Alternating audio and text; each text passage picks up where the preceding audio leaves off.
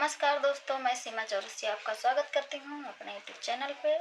और बहुत अच्छा ये दर्द भरा गीत लेकर आई हूँ। आप लोग ज़रूर सुनिएगा, शेयर करिएगा, सपोर्ट करिएगा, फुल वॉच करके ज़रूर देखिएगा। जो लोग नए हैं चैनल को सब्सक्राइब करिएगा। देखिए एक बेटी अपने माँ से क्या कह रही है और कैसे कह रही है।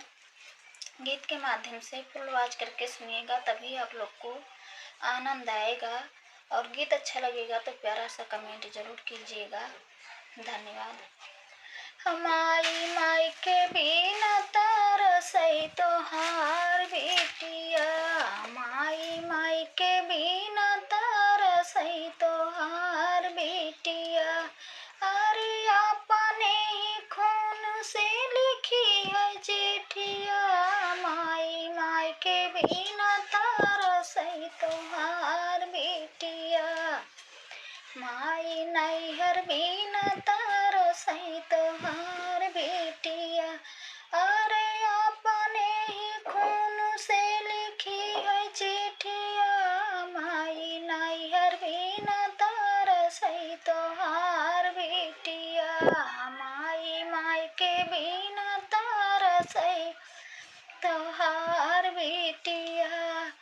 जे करे ही संग मोर कइलू बियाहवा, जे करे ही संग मोर कइलू बियाहवा।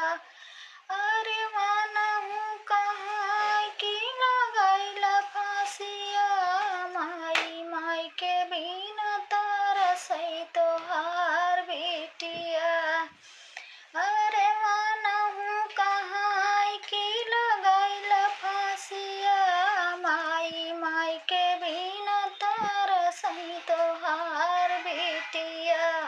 माई के बिना तरसई तोहार बेटिया। अरे अपने ही खून से लिखी है चिट्ठिया, माई नैहर बिना तरसई तोहार बेटिया। माई के बिना तरसई तोहार बेटिया। रे जाऊने ही सासु संग माई कइलू विदाइया, जाऊने ही ससुर घर कइलू विदाइया। मानहु कहीं के जाई के मर जा काहे तो, माई के बिना तरसई तोहार बेटिया। अरे मानहु तो घर से निकारै हमके, माई के बिना तरसई तोहार बेटिया। अपने ही खून से लिखी है चिट्ठिया, माई के बिना तरसई तोहार बेटिया। पापा माई के बिना तरसई तोहार बेटिया।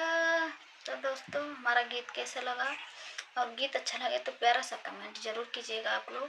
धन्यवाद।